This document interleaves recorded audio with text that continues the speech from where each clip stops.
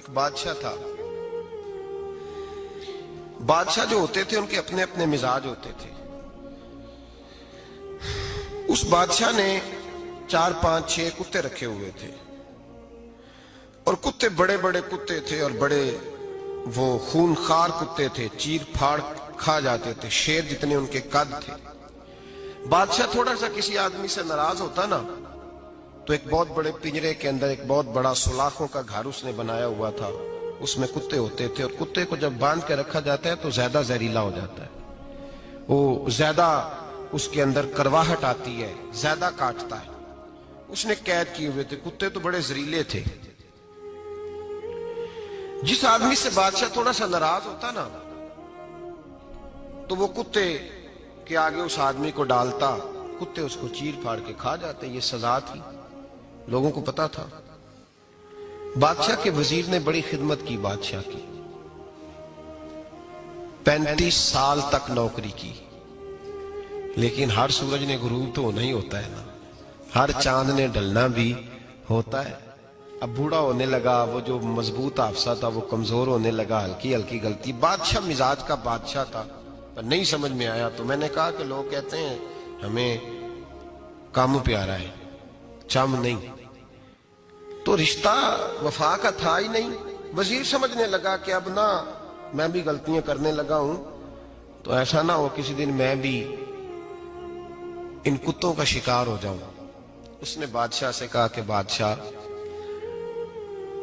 مجھے آہستہ آہستہ معذرت کرنے لگا, قدم ہٹانے لگا کہ مجھے چھٹی دے دی جائے, میں بوڑھا ہو گیا ہوں. لیکن اس نے کہا نہیں نہیں, جب تک میری طبیعت نہیں مانتی تم نہیں جا سکتے.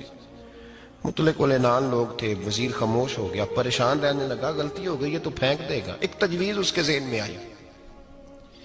وہ جو پنجرے, کتوں کے پنجرے پر محافظ بیٹھا تھا نا, جو ان کو کھانا ڈالتا تھا, روٹی ڈالتا تھا, گوشت دیتا تھا, اس کو ایک دن کہنے لگا یار تیری ڈیوٹی ہے سارا دن کتوں کو کھانا دینے کی, گوشت دینے کی, تو 2 4 دن ڈیوٹی مجھے نہیں دیتا؟ تو لے لے, میں تو پہلے پریشان ہوں, سارا دن ان کی دیکھ بھال کرتا ہوں. اس نے کچھ تھوڑا سا گوشت لیا, پنجرے کے باہر کھڑے ہو کے کتوں کو ڈالا. اگلے دن تھوڑی روٹیاں لے آیا, کتوں کو ڈالی.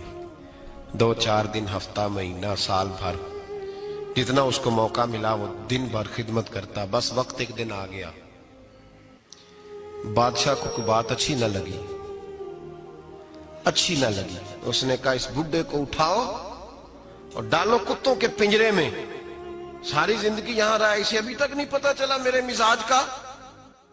جب اٹھا کے پنجرے میں ڈالا نا تو بجائے اس کے کہ کتے اسے کاٹ کھاتے, وہ اس کے پیر چومنے لگے. وہ پیر چومنے لگے, ہاتھ چومنے لگے, چاٹنے لگے.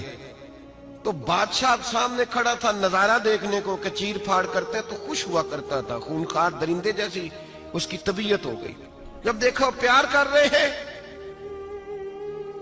تو بادشاہ وزیر سے کہنے لگا یہ کیا ہے؟